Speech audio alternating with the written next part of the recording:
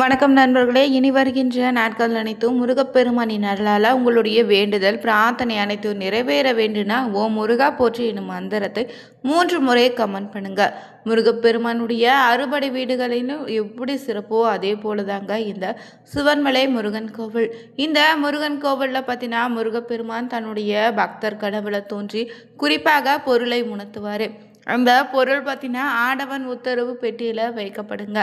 இந்த பொருளால் பார்த்தீங்கன்னா பல்வேறு மாற்றங்கள் நிகழ்ந்திருக்கு. அந்த வகையில் தற்போது பார்த்தீங்கன்னா ஆண்டவன் உத்தரவு பெட்டியில் மங்களகரமான எலுமிச்சை பழம், வெற்றிலை, அருகம்புல் மற்றும் பார்த்தீங்கன்னா மஞ்சள் பிள்ளையார் வச்சுருக்காங்க.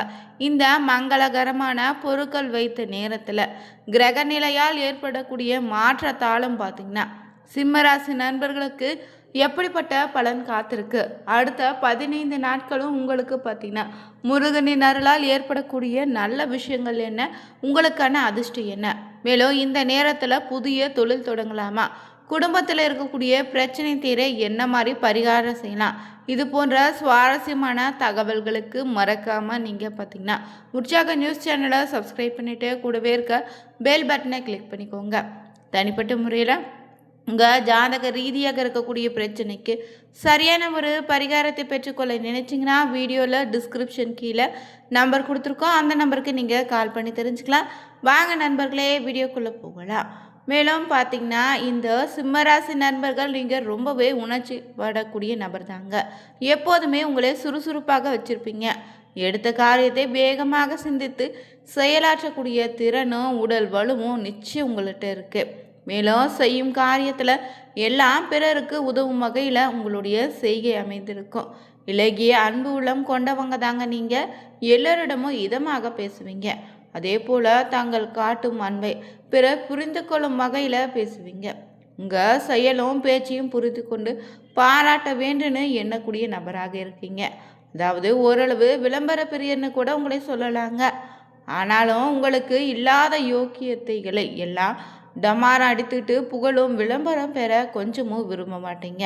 மேலும் உங்கள் ராசி அன்பர்கள் செய்யும் செயலும் பேச்சு முக்கியமானதாகவும் மற்றவருக்கு பிரயோஜனம் வகையில் தான் அமைந்திருக்கும். மேலும் உங்களுக்கு பார்த்திங்கன்னா லட்சிய வாழ்வு வாழ பிரியப்படுவீங்க. உங்களுக்கு பார்த்திங்கன்னா என்ன அளவிலே நின்றுடும். ஆனால் சிம்ம ராசிக்காரங்க சத்தம் இல்லாமல் உங்களுடைய குறிக்கோளை நடைமுறையில் காட்டிடுவீங்க. மேலும் உங்கள் திறமை பார்த்தீங்கன்னா இயற்கையாகவே அமைந்திருக்கு. மனதில் நினச்சதை செய்ய முடியும்னு கருத்தில் நம்பிக்கையே காரணமாக உங்களுக்கு இருக்குது. எதை செய்தாலும் சிறப்பாக இருக்க வேண்டும்னு நினைப்பீங்க. மேலும் சாதனை செய்ய பெரும்பாலும் நீங்கள் இறையர்களும் தக்க சமயங்களில் உங்களுக்கு கை கொடுத்துடுங்க. 3 நெருப்பு ராசிகளில் மத்திய அரசியாக நீங்கள் இருப்பதால் நிலைத்த ராசி 2வது ராசியாக இருப்பதாலும் உங்கள் உள்ளத்தில் உருவாகக்கூடிய தீர்மானங்கள் எப்போதும் பரபரப்போடு இருக்குங்க. சிம்மராசி நண்பர்களுக்கு அடுத்து வருகின்ற 15 நாட்களும் சிறப்பான பலனை தேடி தரப்போகுதுங்க. தொழில் வாய்ப்புகள் பிரகாசமாக இருக்கு. அரசு பணியாளர்களுடைய முக்கிய தேவைகள் இனி பூர்த்தியாகும். சொந்த பங்கீட்டில் நிலவிய கருத்து வேறுபாடு மறையும். பங்குச்சந்தை வியாபாரம் படு ஜோராக இனி நடக்கும். கடனுக்காக பயணம் வைத்த வீட்டு பத்திரங்கள் மற்றும் நகைகளை மீட்டெடுக்கக்கூடிய வாய்ப்பு இருக்கு. மேலும் பண விஷயத்தை பொறுத்தவரை திருப்திகரமான நாட்களாக அமைய போகுது. கருத்து வேறுபாட்டால் பிரிந்து வாழக்கூடிய தம்பதிகள் இந்த நேரத்தில் கூடி மகிழ்வீங்க. சிலருக்கு மறு திருமணம் நடக்க வாய்ப்பு இருக்கு. மாமனார் மாமியாரால் ஏற்பட்ட மன உளைச்சல் இனி நீங்கிடும். வழக்குகளை உங்களுக்கு சாதகமான போக்கு உண்டாகும். செய்யாத குற்றத்திற்காக அனுபவித்த தண்டையிலிருந்து நீங்கள் விடுபடுவீங்க. மேலும் உங்களுக்கு அஷ்டமச்சனியின் காலமாக இருப்பதால் சுயஜாதக தசை புத்திற்கு ஏற்ப செயல்பாடுகள் வேறுபடுங்க.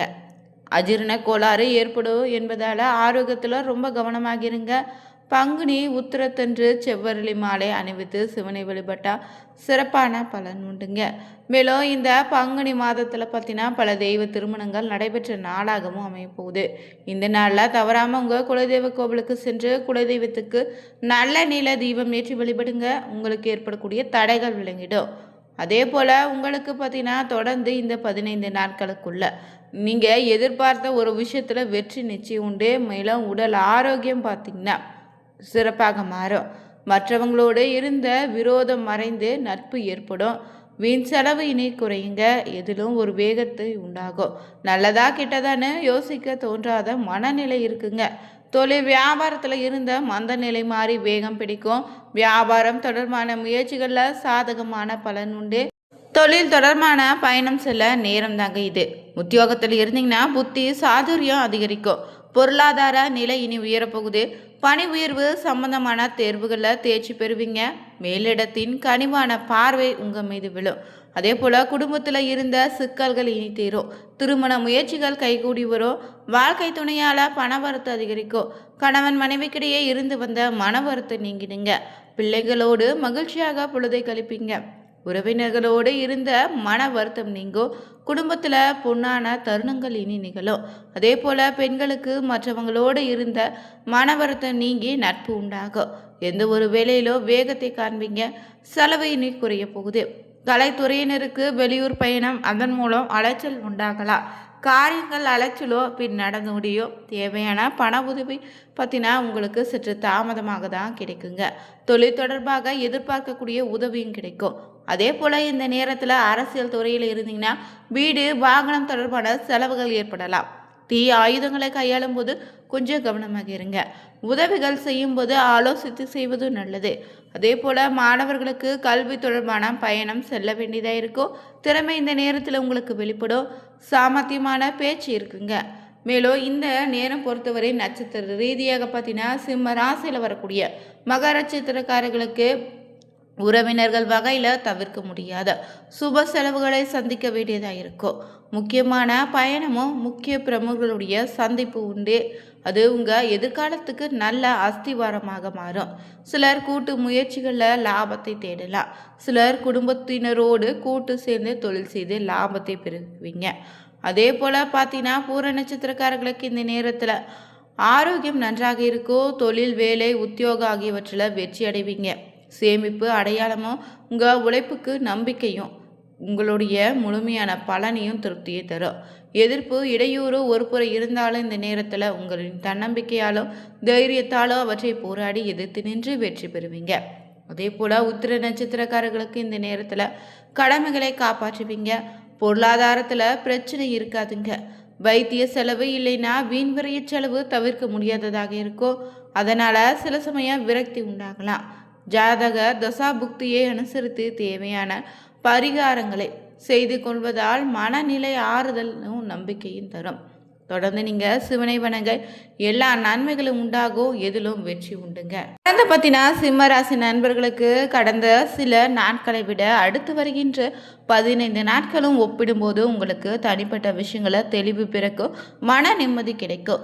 இருந்தாலும் ராசியிலே இப்போது கேது இருப்பதோ, சூரியன் மாதம் முழுவதும் அஸ்தம ஸ்தானத்தில் மறைவதோ சின்ன சின்ன சங்கடங்களை ஏற்படுத்தலாம். மேலும் இந்த 15 நாட்களில் உங்களுக்கு பெரிய முடிவுகளை எடுப்பதை தவிர்த்திடுப்பது நல்லது. மாதத்தின் 2வது பாதியில் புதன் வக்ர நிவர்த்தி பெற்ற பிறகு குடும்பத்தில் இருந்த சிக்கல்கள் நீங்க இணக்கமான சூழல் நிலவும். வருமானமும் இனி அதிகரிக்குங்க.